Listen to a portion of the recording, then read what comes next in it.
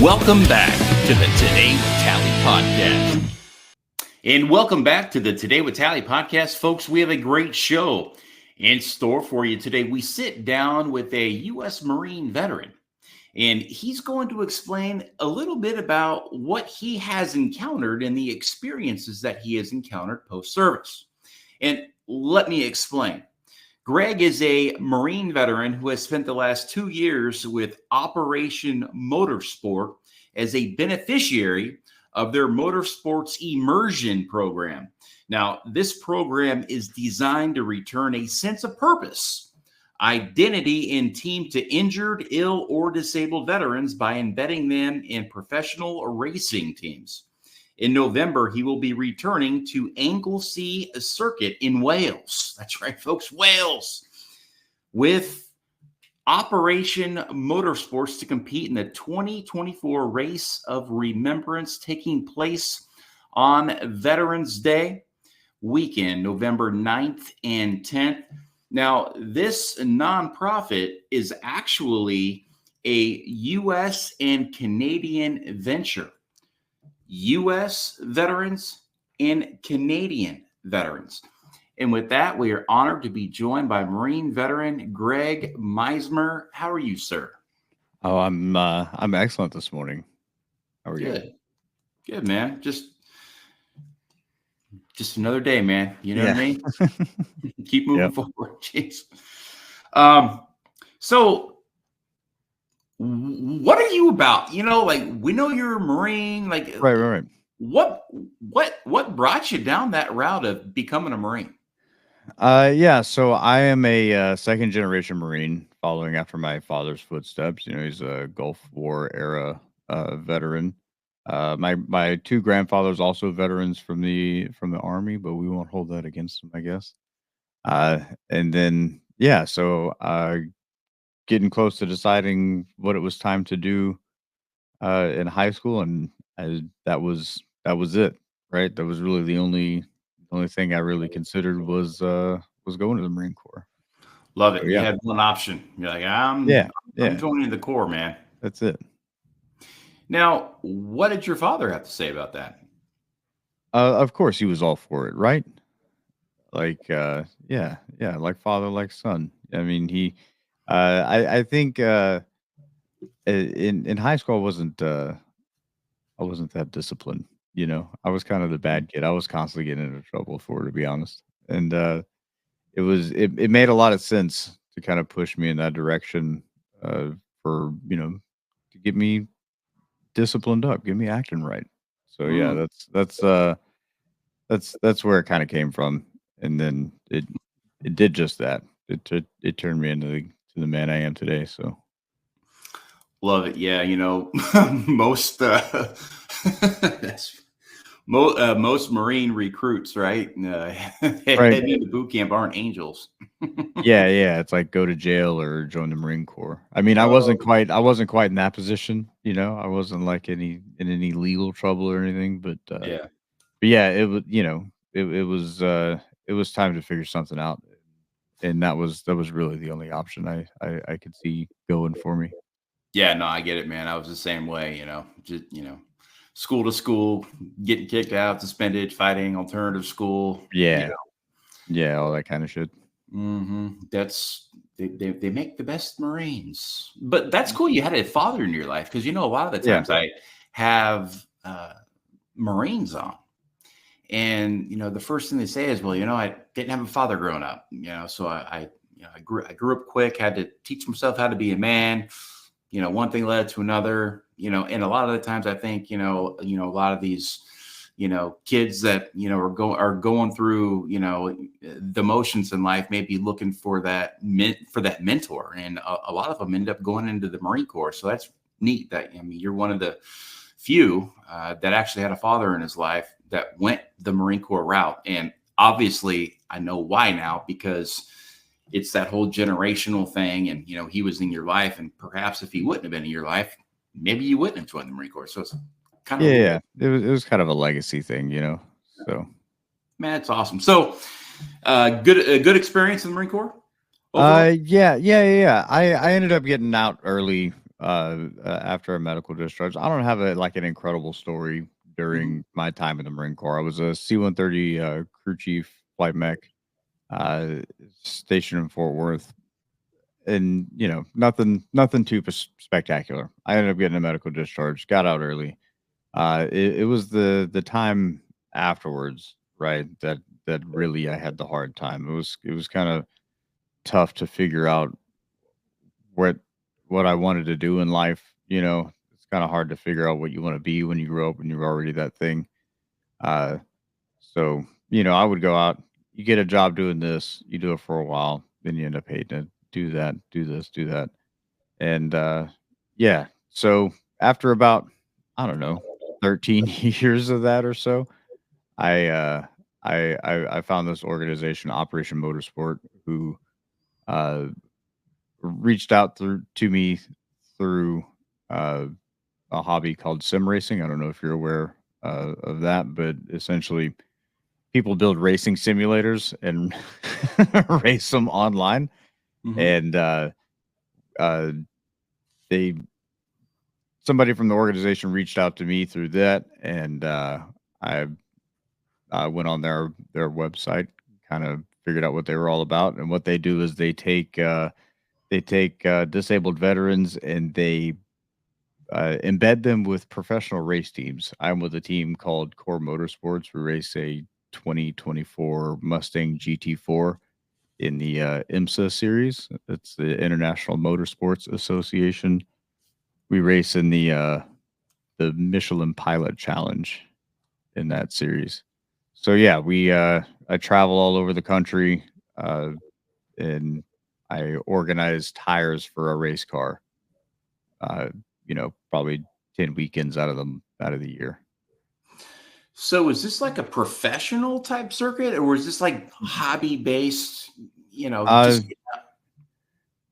no, it's professional racing. Yeah, it's full on professional racing. The series is owned by NASCAR. I mean, so the way racing works, it's kind of all a hobby, even if you are a professional racer, because racing is expensive, right? So you either bring your own money or you find sponsors to pay for you.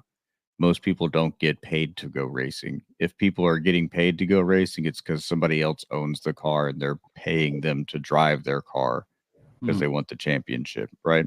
So, yeah, yes, it is hobby racing, but they broadcast this hobby on Peacock and NBC, you know. right So, on. yeah, yeah, yeah.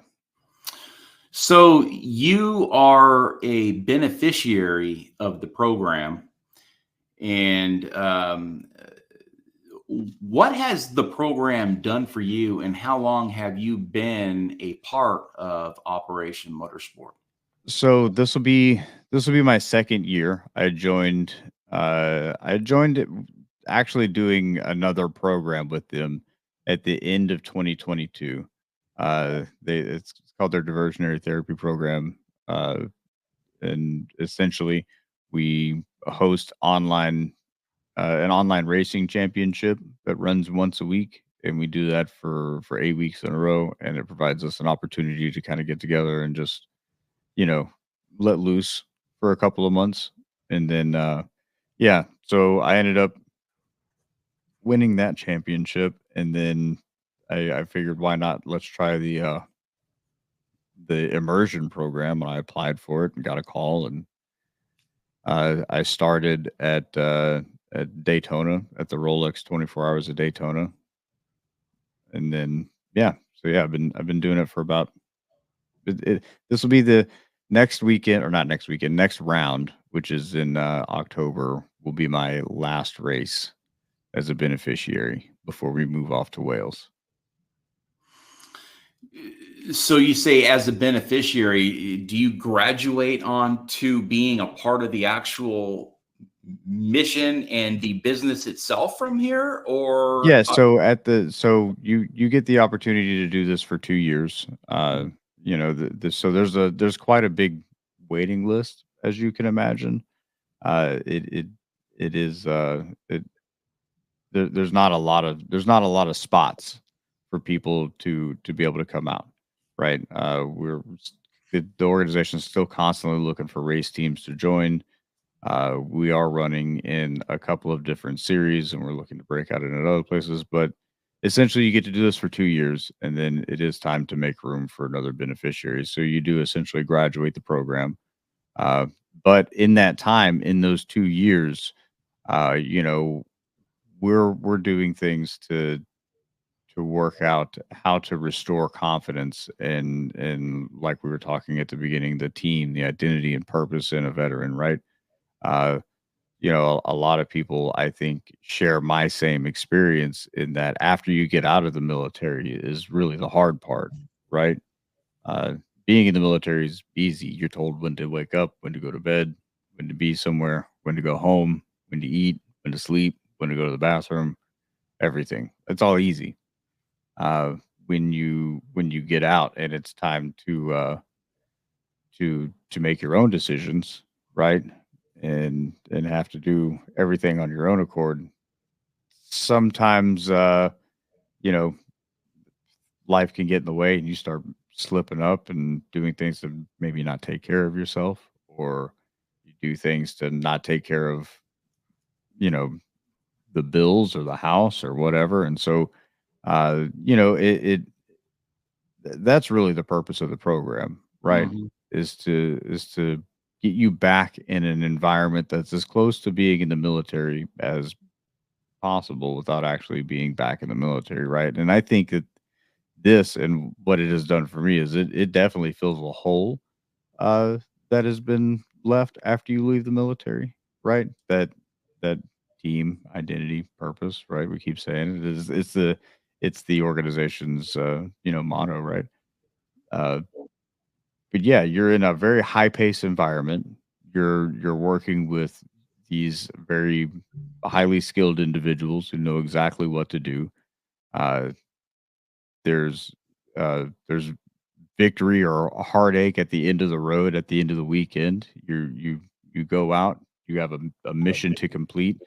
If you're successful, great. Everybody, let's go have drinks. If not, damn it, we'll come back next week and try again. Right? So, it it is really close to being back in that same environment, that team environment that you got used to when you were in the military. It doesn't quite replace it, right? It's not the same kind of, high paced environment, obviously, but, it does a good job of getting close. That's for sure. Hmm. Now, what's it like being around Canadian veterans when you're doing this? Is there? It's they're just like us. The organization was actually started by a uh, a a Canadian, right? Diesel Lauder was a parachute rigger, I believe, in the Canadian Special Forces, and ended up getting involved with IMSA and ended up going to Wales. I think this will be probably 12 years ago. He went to Wales, got introduced to the Race of Remembrance and kind of the organization that planted the seed for Operation Motorsport, and that is Mission Motorsport. It is actually a government funded program in the UK that essentially does the same thing that we're doing, right? Uh, but he came back, saw the opportunity to do that. Obviously, there's not a whole lot of racing series in Canada, given the fact that they have a really short racing season. And if you tried to, the IMSA starts in January in Daytona. If you tried to start a racing season in January in Canada, it's still under ice, right? Hmm. So they saw the opportunity to start this organization and involve uh, both countries, seeing as most professional racing series do go to both at some point. So yeah, one race a year, IMSA does go to Canada. So yeah, it was an opportunity to bring both countries together. And to answer your question, what is it like being around a bunch of Canadians? It's awesome. I love those guys. I have so much maple syrup in my refrigerator. I have maple syrup whiskey. I'm excited to go back to Wales because there's going to be quite a few Canadians coming with us, and they're going to bring all the best food and snacks. Canadian food is actually really good. I didn't know that there was Canadian food. I thought, they Of course basically there ate is. burgers and fries and things Of like course that. there's. I mean, yeah, for the most part, yeah, but there's like smoked meats and things like that. If you've never been to Canada, yeah, get up there, go commune with the brothers to the north, Yeah, and try yeah, some Canadian fare. It's really good. I've never been up there before. You're talking about, it's well, okay. Do you have a hockey stick at least? I don't. I don't. I have a poster or a flag. I don't know if you can see it behind me here. It's kind of a hockey Oh thing, yeah, I see it. Yeah. but yeah, it's actually a flag for a Canadian race team. Oh, right on, man. Yeah. You're talking about, there's not too much racing that you can do up there a lot of the times because it's covered in ice and all that stuff. Yep. So I grew up in Colorado, and out in Rainbow Falls, when the lakes actually freeze over in the winter, they have racing on the ice. Oh yeah. All these guys And talk about so, their snowmobiles and stuff like that, and they race those in the winter. yeah, I mean, and there'll be like cars out there, and they're all, like studded up, and and they're getting a lot of good traction on the ice, and they're sliding all over the place. I bet that would be freaking awesome too. Talk about some adrenaline therapy. Oh yeah, I bet. I there's probably a lot of places you can do that in Canada. I'd have to get up there in the winter. They say it's cold though. I'm from South Texas, so I don't know if I can do winter in Canada. Mm-hmm. Yeah, I think that's what keeps a lot of people more to the southern tier. Oh yeah, for sure. Of Canada, because you get up to the northern part, you're basically up there with Santa Claus. It's cold year round up there. Yeah. Oh yeah, absolutely. So, you talk about the team, right, and the identity and the purpose behind this nonprofit, behind Operation Motorsports, that is there to help the injured, the ill, and disabled veterans of two countries that have kind of come together in this. And the void that you had in your life at the time of you making this informed decision on signing up to go through this program and then being selected as a beneficiary. What has the program done to fill that void other than just saying, well, it's team, it's identity, and its purpose? What has it done for you? What has it done for Greg? Yeah, so there's a few things, right? So it provides, and I don't know that they thought about this when they were organizing, the organization, but it provides a really cool opportunity for peer-to-peer therapy, right?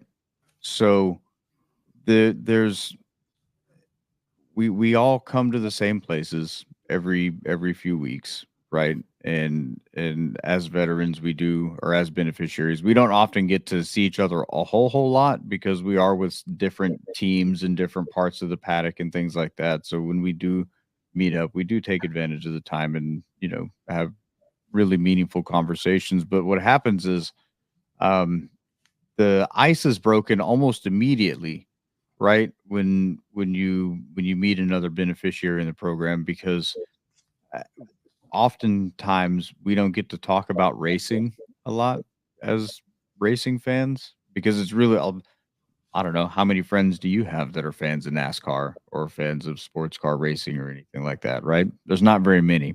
So, when you meet another fan, the ice is broken in that regard. And then, because we speak the same language after being in the military, it gets broken down even further. And then it provides the opportunity for us to, really get into some of the experiences that we've had post-military experience, post-military, right?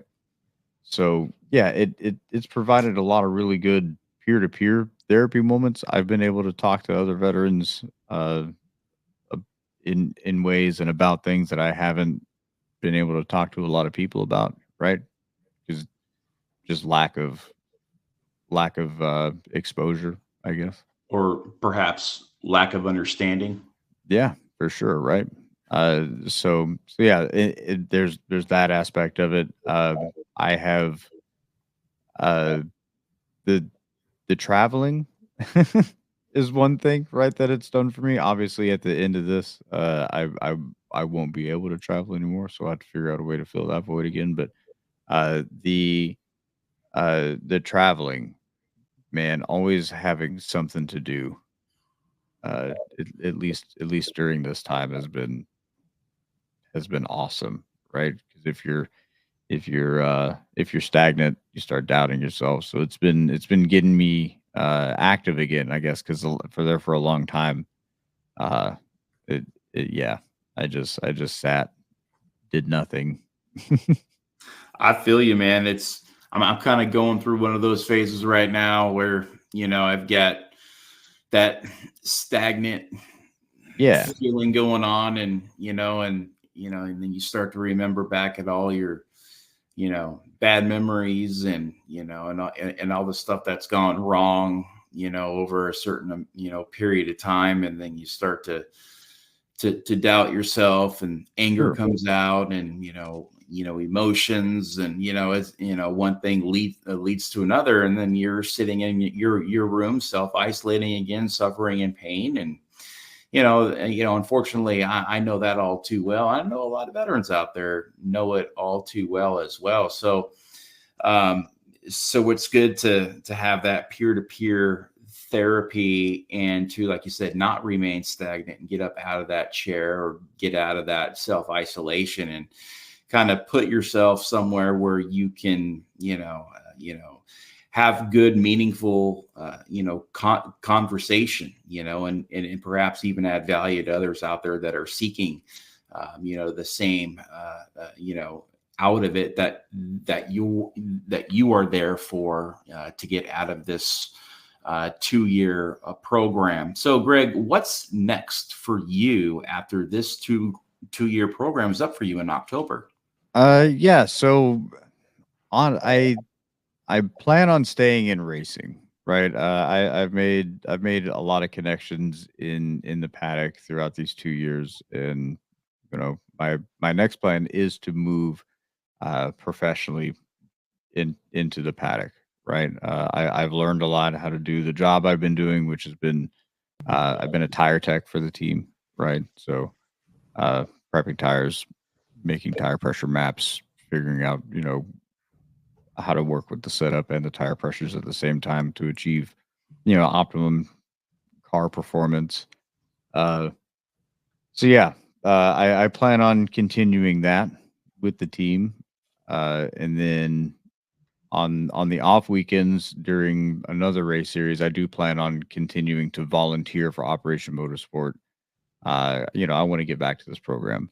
I want to do whatever I can to help this program grow. So I plan on being at other race series through throughout the year.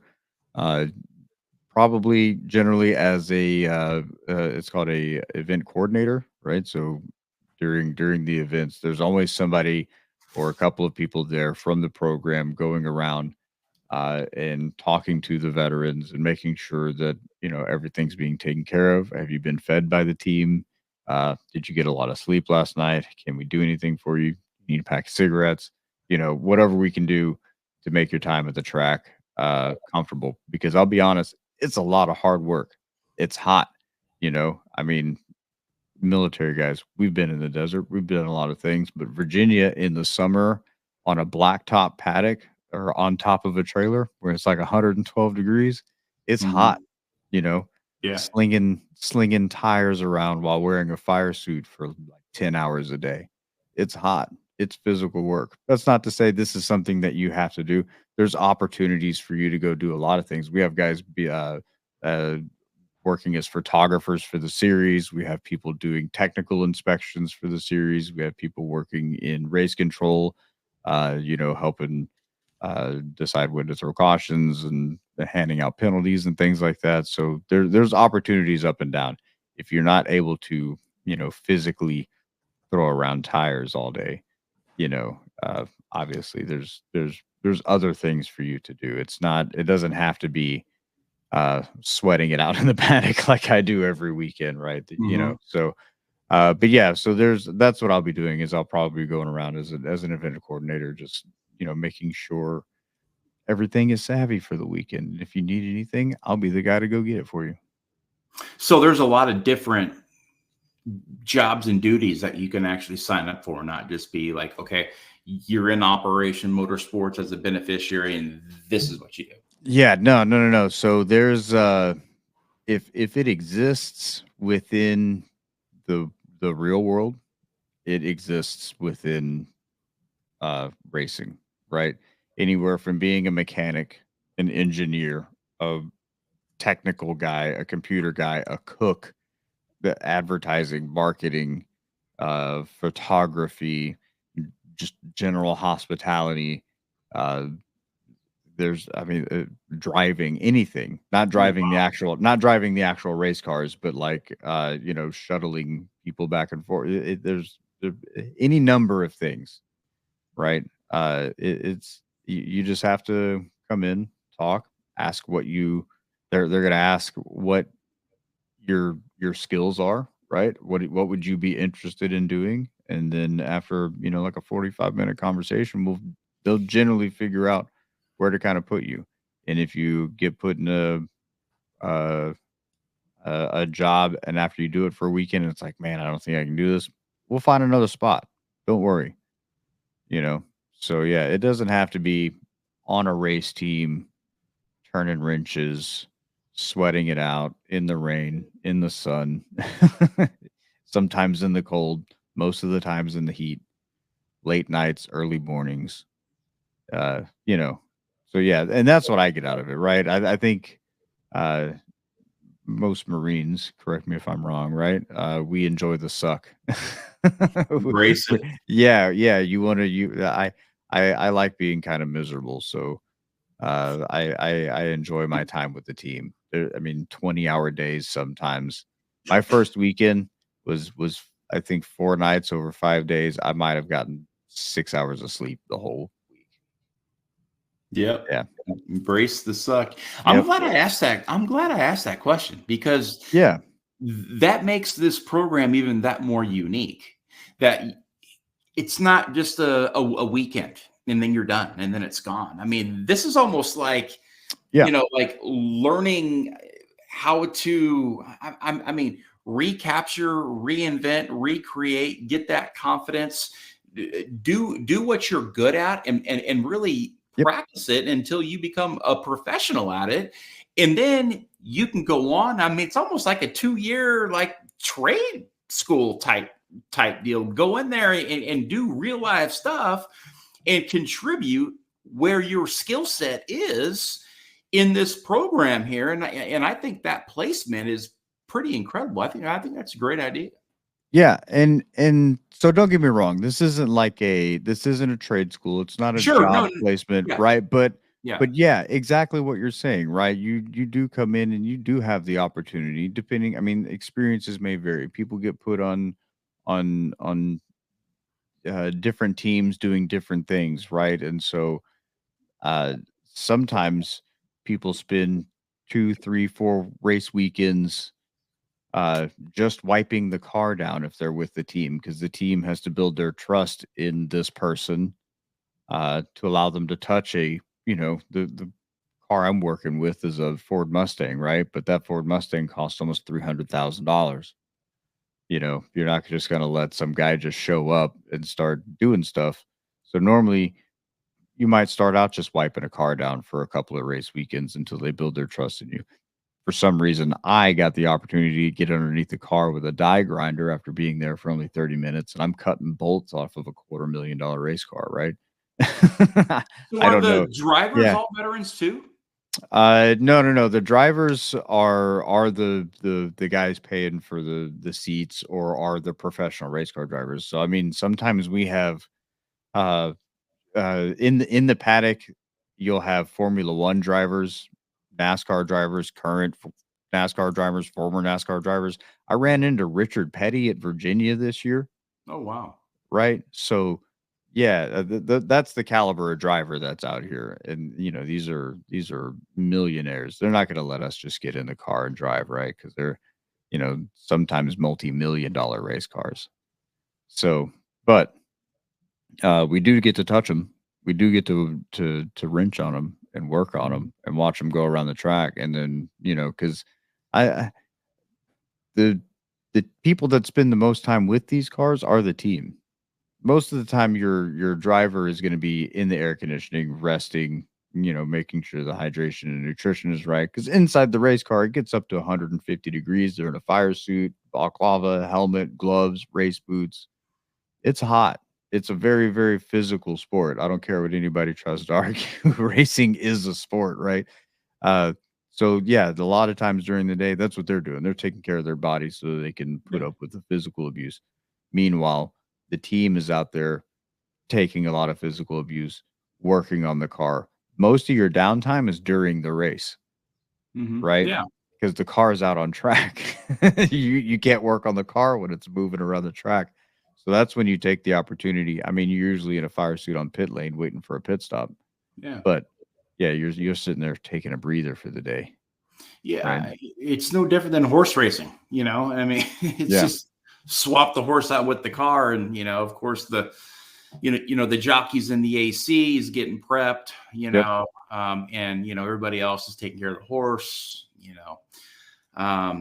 so that's seems like a great program. So we got a bunch of veterans listening to the show. They're like, man, I want to participate in this. Like, how do veterans go sign up for Operation Motorsports? You would just visit their website, operationmotorsport.org, and then click on your country's portal, whether it be the US or Canadian side. Just click on the flag and follow the instructions. There would be an apply here thing. You can apply to be a beneficiary. If you're looking to be a volunteer, we're always looking for people who can help out. If you have a specific skill set that you think might be useful to the organization or to a race team, just go ahead and contact us, and we'll see where to put you.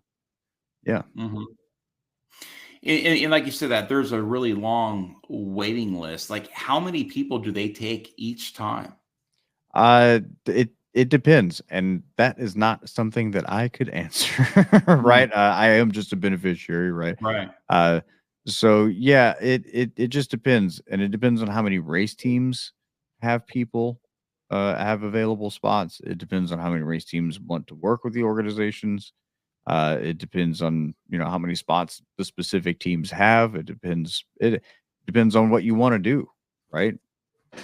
If you come up with something extremely unique that you want to do within the racing environment, the organization might have to go figure out how to make that happen, right? Mm-hmm. Go talk to somebody within the paddock. Be like, hey, we have a guy who wants to do this. You think he can shadow you or help you out for a season or so? And work out something there. But yeah, call me whatever it is. But what's a paddock? The paddock is basically the garage area, right? It's the area where the cars are being worked on. It's the area where all the technical inspections are happening. Gotcha. You have the pits, which is like where the cars come in to get their tires changed during the race. I know the pits, right? But, the paddock. The paddock is the area behind the pits where all the trailers are and the cars are parked and where you do all your work and maintenance and stuff. Good to know. Because now when I'm watching a NASCAR race, I can be like, oh, look at the paddock. And people are like, dude, this guy knows what he's talking about. Yep. Race car words, man. Love it, man. Love it. So you are heading to Anglesey Circuit in Wales, coming up here in just another 50 days, maybe something like that. It's getting close. I know I move in less than a month, and I'll be in my new apartment for like less than a week before I go out. So nice. yeah, we're leaving. I think on the 2nd of November. Yeah. Awesome, man. So Look, man, I really appreciate you joining us today on the program. I know you've, had a lot of really good things to say about Operation Motorsport. Um, if you wouldn't mind, I'll give you the last word here. Maybe a minute or two. Is there any advice out there you can give anybody that's listening today that may be going through, some tough times in life that may need a little bit of inspiration? Do anything, right? Because I mean that's usually what it comes down to is you don't know what to do. You don't know how, what's my reason for living? What's my reason for getting up in the day? Uh, yeah, that's my advice. Is if you have the opportunity to do something, go do it. Do anything. Just Yeah. do something during the day. Don't do nothing. Right? Even if it's, I don't know, cleaning your yard up. Yeah. Don't remain stagnant. Just do at least one thing a day. That's my advice. Yeah, it's good advice, man. A lot of people get stuck in a rut, and yeah, and then one thing leads to another, and it's just nothing good comes out of it. So yeah, I do agree.